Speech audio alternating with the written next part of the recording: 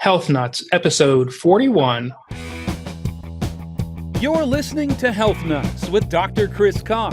Making lifestyle changes is hard for many people, and not knowing what to do or how to do it makes the task all the more daunting. Here at Health Nuts, we focus on helping you live a fuller life by discussing everyday health issues and exploring breakthrough solutions on how to overcome them. And now, here's your host, Dr. Chris Carr. Welcome back to another episode of Health Nuts. I'm your host, Dr. Chris Carr, and today I am very excited to have on two fantastic physical therapists, and that is one, Rebecca Meehan, and Dr. Susan Clinton, both of Embody Physiotherapy and Wellness. Rebecca and Susan each bring over 20 plus years of physical therapy experience, ranging from acute care, home care, orthopedics, and manual therapy, as well as specialization in pelvic floor health. They worked together at another facility and began dreaming of ways to create an integrative and holistic physical therapy practice that would include prevention, wellness, individual treatment times, and yoga, as well as holistic intervention. And from that dream, Embody Physical Therapy was created. They opened their doors in April 2014 and continue to grow, learn, and incorporate their knowledge and skill sets. Today's topic is going to be going over the diagnosis of incontinence and pelvic floor disorders. It's their specialty, and they're going to share their years of expertise with you. But before we get to the nuts and bolts of this podcast, to both of you, a formal welcome, and thank you so much for sharing your message today. Glad to be here. Thank you for having us. Yeah. I agree. Thank you. Looking forward to it. So that was a real formal intro of you. If you both wouldn't mind, give the audience a little bit more about yourselves. Okay. Actually, it was kind of you to say 20 years because this is my 36th year as a physical therapist. So, yeah, that's okay. I like to think that I'm younger. You're welcome. And I always like to think, too, that across the years, all of that experience has, we continue to learn and to find different ways to incorporate what we've learned, what we've done. It's just this constant learning process. From my standpoint, my background was in kind of general orthopedics, manual therapy, and about 25 years ago, I discovered this wonderful thing called the pelvic floor and how it works with the rest of the body. And I think that's the thing that I bring in, that both Susan and I bring into our practice, but that it's the pelvic floor does not stand alone. So, for instance, I just finished working with somebody and she said something about Kegels, and it's not a word that I typically use very much because I really in my practice want to bring pelvic floor in with the trunk, with the legs, with the neck, the head, the breath, everything that we're doing. And in our practice, I've been fortunate to be able to take my yoga practice and then become a professional yoga therapist and to become certified in that aspect of things. So bringing therapeutic yoga and, again, just the basis of using body, mind into treatment, whether it's for pain, the pelvic floor and incontinence, shoulder, neck. Again, we can't separate the body out. It's all together. So bringing it together. I always tell our patients that, we're not wireless in our body. We are wired head to toe. There's no Wi-Fi component within us. So correct. That's a great way to put it. We're cut from the same cloth. Yes. Dr. Susan, a little bit more about yourself. I love it. I love the wired part because my background is actually in neuro. I started off as a PT in the neurological world, treating people with all kinds of brain injuries and brain bleeds and strokes, and so I've been a top to bottom to top holistic kind of PT since the very beginning because that's how you have to work in that way. I kind of discovered pelvic health through the Dr. Lewis Wall, who wrote the book on urogynecology. At the time I was living in Louisiana, he walked into the clinic and said, I need a physio. And so I learned with him. There weren't any classes. There was very little out there, at that time. And I just basically, my patients taught me everything I need to know. So I just started listening to them. So I never really started off being pelvic floor centric. So it wasn't a real big leap for me to come out of the pelvic floor and, work with the whole body. It was always kind of just like, oh, maybe there's a force production problem in this pelvic floor where we need to do some specific pelvic floor muscle training. But it still needs to be automated and pulled into concert with the regular movement. I think my big specialty right now has really grown into using breath and voice to augment the system as we kind of move forward, so that people are not breath holding and creating crazy intra-abdominal pressures down on their pelvic floor, and the stuff is actually moving out the way it's supposed to and not creating a lot of downward pressure with movement and activities. So that's kind of where we are. Mm-hmm. And then you both got together and put together this clinic, and it seems like you have kind of two subsets within the clinic, so it can be a one-stop shop for various conditions. Yes. Yeah, absolutely. We see, so when we talk about, I think the buzzword is women's health, but men have pelvises too, right? And pelvic floor problems as well. But oftentimes, I think that the thing that we like to spend a lot of time on is really trying to figure out what the driver of the problem is. Because sometimes it could be that there's a lot of stiffness in the thorax, and that's really limiting respiratory work. And that begins to drive maybe too much motion down below, or, it just changes the whole kinetic chain and the way that people move together and function, their whole system functions. So trying to find those big drivers within the system oftentimes may not be right at the pelvic floor. The pelvic floor may be the victim, but not the driver. So we may be treating the pelvic floor and helping with some force production, but we're also working to mitigate some of the other things that may be going on, like a stiff forward head and a neck from a car accident could be a big driver of pelvic floor dysfunction, because the body's in a different position and the head and neck aren't moving as well as they should. And that really begins to change the whole kinetic chain up and down. So for the layperson out there, and I would agree that most people would associate pelvic floor with a female condition. Mm-hmm. When you're seeing your patients, what are some things maybe the layperson that they would, for the first time they're hearing about this pelvic floor, maybe they have some of that forward head posture, which they're not recognizing. What else would they be looking for to know if they have some type of imbalance within that area? So really, I think that, the research tells us that up to 70% of women who have low back pain have some sort of pelvic floor dysfunction.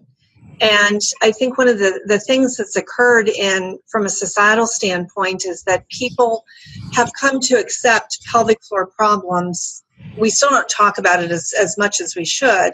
And it's talked about as very much of a clinical sort of thing, or normal. So we've taken things that are common and we've made it normal, that it's normal to leak, and it's not. Sorry, it's not.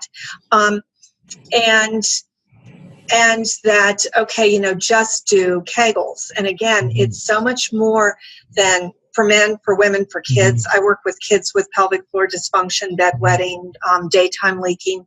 So it's bringing this entire structure together. So I think that looking at the entire structure and saying, gee, I don't feel good when I'm running. I can't get my breath. I can't get my breath when I'm working out. I'm having hip pain when I'm working out.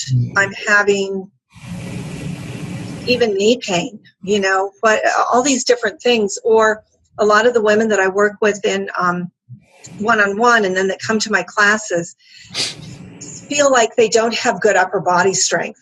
And in a lot of cases, it's a matter of getting that entire trunk system, the pelvis, the thorax, the abdominals, because they're only one part of the core, and then the shoulder girdle to work and to start kind of taking it back from there. So really a lot of people, when people come in to see us, even for neck pain, if it's a woman, I'm going to say, so tell me, do you have any children? And she might think it's just because I want to know about her family. Mm-hmm. Did you have any C-sections? Did you have trauma? What happened? For men, even though we ask them on history, did you have any surgeries? They forget to tell you about that. that gallbladder surgery that they had, or they forget to tell you about these other things or these other injuries because they aren't putting it together. Because we frequently see it. Yeah. So I think one of the things to drive home for the people out there who are just kind of starting to think about this the first time is that from our perspective, the idea that it's normal to leak a little bit when you're pregnant, it's normal to leak after you had a baby. It's not, that we should be dry. And here's the deal. Ignoring it only makes it worse. We do know we have all the studies in the world that show that incontinence increases not only in significance, but in prevalence as we age.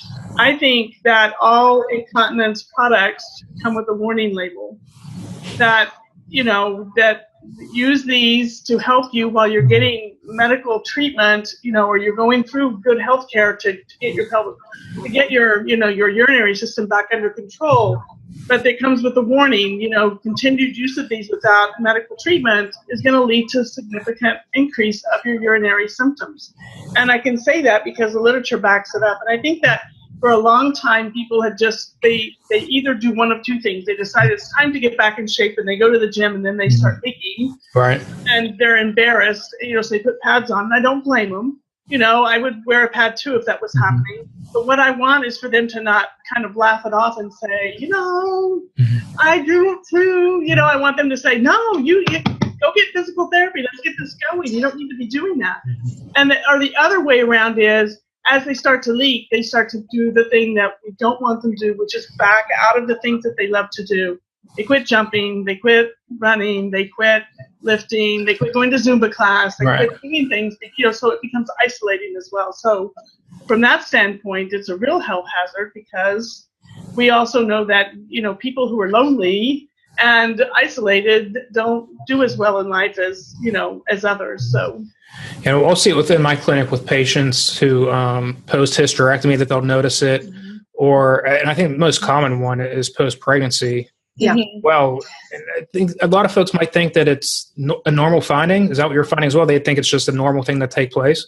Right. They will think that it's normal. The newest guidelines by the OBGYNs and certainly the classification system that's being developed in urogynecology is actually looking at people who are at risk postpartum right away and wanting to start to address this issue right away rather than waiting 6 to 8 to 12 weeks or even longer, but realizing that if we can get in and do interventions right away, we can start to make a better difference for everybody. I think I also want to bring up, though, for those of you out there who have not had children and are not close to going through menopause and haven't had a hysterectomy, that 30% of the people who are incontinent are nulliparous, meaning they've never had a baby. And it's oftentimes, so it can happen even without, trauma to the pelvic floor. So I think that's an important point to keep up as well. So you don't have to have a baby. If you're not planning to have children or haven't yet, then you still are at risk. You still could be at risk. And the other subset I want to get your expertise on is the pediatric groups. We'll see it with patients, male and female, that are incontinent and bedwetting at that age. What would parents, is there a certain age where what they shouldn't be doing this anymore, or what are you telling parents at that stage to do? So for the most part, and it depends on their developmental spectrum. So kids that are preemies, we're going to give things can be a little bit different with preemies, or with kids that are a little bit slower on their developmental spectrum. But for kids who are still, from a bedwetting standpoint, for kids who have reached their 5th year, and age 5 or so, sometimes 4, and now they're still having bedwetting, that's something that we want to take a look at. If we look at some of the research, it says that about at age 5, about up to 30% of the kids are still bedwetting. It starts to drop by age 6. It's about 16. If we wait, and this is an issue because people will say, oh, they'll grow out of it. Oh, your dad did that. Oh, you're going to grow out. You're going to grow out. Yep. We see a big drop at age 5 and at age 6, and then it really peters out. And at age 10, from age 10 to age 18, we don't see much of a change at all. And I think that the numbers are a little bit low based on the phone calls that we get from adults who are still having bedwetting. And so it's something that needs to be addressed around age 5 to 6, certainly by age 7 if we're bedwetting. A child who has been dry, who has been, potty trained during the daytime, takes a little bit longer at nighttime for most kids, but a child that's been dry and then starts having daytime leakage. We don't call it accidents because it's something that's preventable. They start having daytime urinary leakage and or bedwetting. It's something that needs to be addressed right then. And, there's still a shame component for adults, but especially for kids. Parents are ashamed. They don't want to talk about it. Kids are ashamed. Let's talk about how much it limits their activities. They don't do sleepovers. They don't go to sleepover camp. College kids don't go away to college. It very much limits what they do. And there's just this huge shame component, or they're told it's psychological.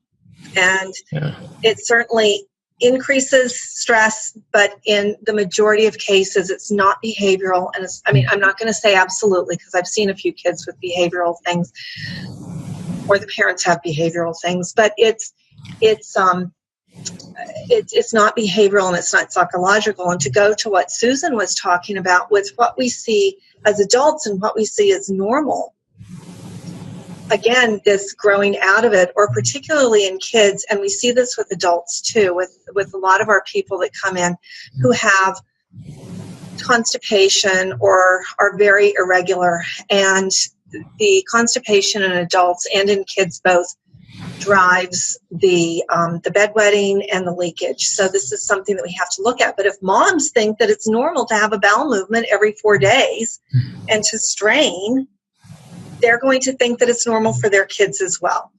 And it's something that we have to address. It's very holistic. We have to look at sensory issues. We have to look at mobility and motility, activity with kids. I'm not going to blame it on sitting and playing video games, because for the majority of kids, that's not what the issue is. But, we need to look at, again, that whole issue. It's not just the pelvic floor.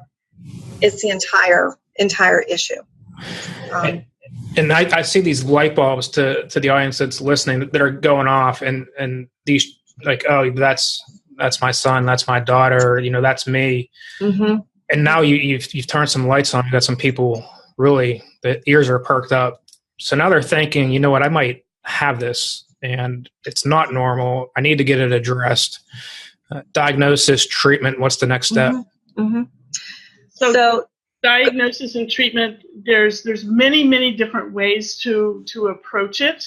We're physical therapists, and we would love for people to give us a call. They can see us and come on in. If we screen for medical issues and medical problems, if we feel like it's something that has a medical piece that needs to be addressed, we will get them over to the right people to do it. Or we take patients by referral. So either way works. The idea is to begin talking about it. And if you're, if the people that you're talking to are saying, oh, well, you're 52, don't accept that as an answer. Say, no, I'm 52 and I want to be dry. Mm-hmm. We see people in their 80s and 90s and they can change. And I just think that the biggest thing is to give us a call. And if we're not the clinic for you, or you can't make it into where we are, we'll help you find some place to get to. Yeah. What would you expect treatment-wise? What are some various things in regard to rehabilitation that patients would, protocols, if you will? It really, so again, it's very individualized, right? Because it so much depends on what their goals are and what our findings are. So, we go through an in-depth history, and then we start them on, we talk to them about what their goals are and then how we can build into that. If I have somebody who, let's say, is post C-section and does not have good mobility through their trunk, and certainly with people with tummy and abdominal, different sorts of, with abdominal pain, we're going to teach them techniques that they can do as well, soft tissue techniques, but we do manual techniques. techniques to increase their mobility, and then also retraining. I don't necessarily want to call it strengthening, because for a lot of the people that we work with, it's really teaching them new ways to get things going, to get the body back online. You use the Wi-Fi. We need to get you back online. So how do we get the team working together from the bottom up, from the top down? A little bit of brain work going on as well.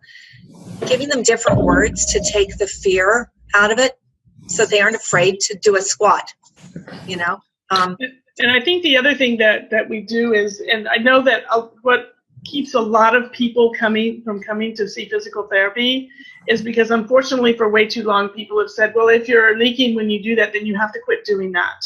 Mm-hmm. And as soon as I tell somebody to stop doing an activity that they love, I'm irrelevant. So I just want people to know that you can continue doing the things that you love to do. We may need to scale it a little bit. Mm-hmm. We need to bring those deeper muscles on and be sure that they're working and working properly, and that maybe that's a strategy of breath holding that you've kind of gotten into. Maybe it's a strategy of lifting a little bit too heavy too fast. We're all humans. We tend to go 0 to 100 instead of, stair-stepping our way up into new activities. We get caught up in the theme of competition and want to run that extra 20 miles or that, a week so we can make it to something, but maybe we've overridden, our structure's ability to kind of hold ourselves together. So when people are talking to me about, I'm lifting and I'm leaking every time I get up to this certain poundage, and it's like, well, what's happening then is that something's gone wrong in your strategy system and it's not able to hold itself together. So use your urinary incontinence as a symptom. Not something to be ignored or to just allow happen, but you can change that. Let's scale you back to the weight below and maybe change your strategies and get things going, because if I can keep them from leaking, their performance not only will improve, it will climb. If they continue to leak when they're lifting, they're not going to have nearly the right kinds of performance improvements that they're really seeking, because we've lost the ability for that container to contain itself. And that's just a sign and symptom that that's actually happened. That it's there. Yeah. It's a ton of awesome info. It's, I think a lot of people are really lost with this issue, and you even see it in the history. Whenever you do a consult or a history, so I'll see it when they'll change their tone, like, by the way, I have, and you can almost kind of see the mood, the tone will change from, I guess, maybe an internal embarrassment as you all that pressure and stress they put on themselves. So. Real quickly, too, just to follow up with all that, I think that it's important for them to know that if they come in to see us, we've got to work within their comfort zone. And in whether childbirth, other traumas, and if somebody's having pain in their pelvic floor, not only is it's scary, it's a very private area, and the same thing with incontinence. I never want somebody to equate physical therapy with pain. My goal is to help you keep doing the things you want to do. And we work within, everybody knows exactly what's going to be going on. They might have gone someplace before and they've been hooked up to electrodes and they're doing biofeedback. We do feedback in different ways, tactile cues, instruction, and now using the real-time ultrasound, because we can see those deep muscles, we can see that team coming together. But I never want somebody to feel afraid of coming to physical therapy, whether for shame or for pain. Yeah. Awesome share. Way. Yeah. Before I let you guys go, I want to pepper you with some questions real quick, if I can. Sure. Best advice you ever got? As a physical therapist? In general. Maybe it was a parent or a mentor. Okay. The best advice I ever have received is to step out of my comfort zone, because that's where changes occur. And for my own self, variance of movement, variance of practice, and not only my mental work, but in my work as a PT, has helped me grow as a professional and as a person. Awesome share. Yeah, give it a try. Try it. And you might like it. I can imagine with the both of you, whenever you opened up shop, that was probably it was on the edge of our comfort zone. It was, you just haven't lived till you're in your mid-50s, and your family members, not, like my husband was all for it, but other family members are looking at you at Thanksgiving going, you get the side eye, you get the... Why, well, they are. Yeah. You know, like why? Because why aren't you retiring? Well, why aren't you going the other way? Yeah. I don't want to retire. Yeah. I want to keep doing what I'm really good at doing. Yeah. If this is your passion, keep doing it. Just like with exercise. What makes you a health nut? What makes me a health nut is, I think as we move forward in this country and the healthcare in this country, it's incumbent upon everybody to pick up the reins and take control of your own health. We need to return the locus of care to everybody and get it out of this top-down type of system. The healthier we are and the more we move and in doing the things that we love, we're going to be better off all the way around as a country, rather than waiting till we get to end-stage metabolic disease for help. Prevention, love it. Rebecca? Yeah. I just think the body is this incredible piece of machinery, and it can do incredible things, and that's what we want to keep doing. You know, this is every day I learn something new about the body, how it works, how somebody, what makes somebody get excited about things, or just that ability to give somebody a new gift of movement or something else and see those light bulbs go off.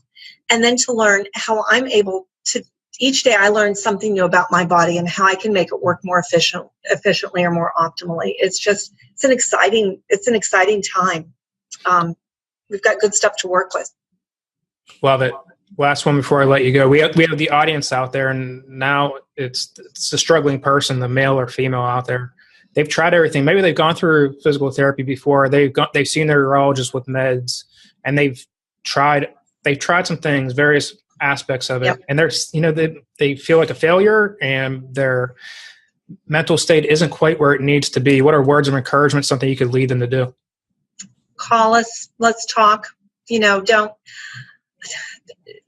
not be afraid. The body, again, it's this incredible piece of equipment that can change.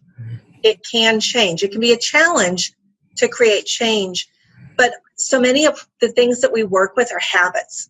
It's not necessarily an optimal habit, but they're habits. And we know that we can create change within the brain and the body system, especially with some persistence. So, but we will do a 10-minute free consult and just listen to somebody. And sometimes they just need an ear. Sometimes just an ear, but we can help them find people that can help them. So my biggest advice is that there's always more than one way to do something. And whatever you did, perhaps at that time, it may have been a good strategy for someone else, but maybe not for you. It doesn't mean you're a failure. It means that maybe we just need to dig a little deeper and explore a little further on some other strategies that can be helpful to begin to get you on the path to change. But the other thing is that stick with it. Don't do a little short-term intervention and just hope it's going to cure everything. The way we move and the way we work, we have to kind of every once in a while get retuned up a little bit. We fall into patterns of movement and things like that, and sometimes we can slip back into our old patterns pretty easily without thinking about it. As Becky said, habits. So there's more than one strategy for people, and perhaps the strategies that you had may have been somewhat effective, but didn't quite get you to where you wanted to be. So don't give up. Love it. Yeah. To the audience out there, they're trying to find you, and they want to get some more information from you. What's the best contact, website, all that good stuff? How can they find you? Sure. We're found at embody-pt.com.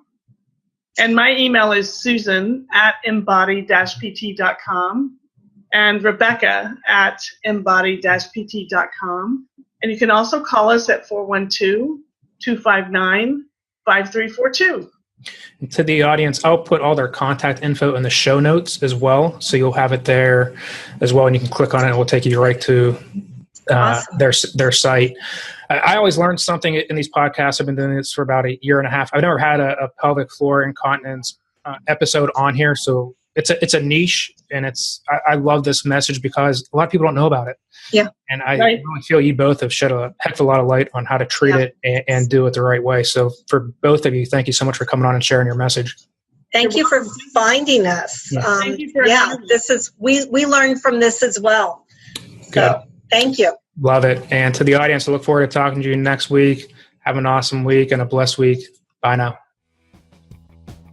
So, you've heard from the experts yourself this episode and have gotten some golden nuggets on health. There is so much more to come and so much more to learn. Head on over to pghcw.com. Again, that's pghcw.com, and sign up for our newsletter where you'll receive free info on how to get and stay healthy. Thanks for listening, and we'll see you next time on Health Nuts with Dr. Chris Carr. Be sure to subscribe to the podcast and please leave a review.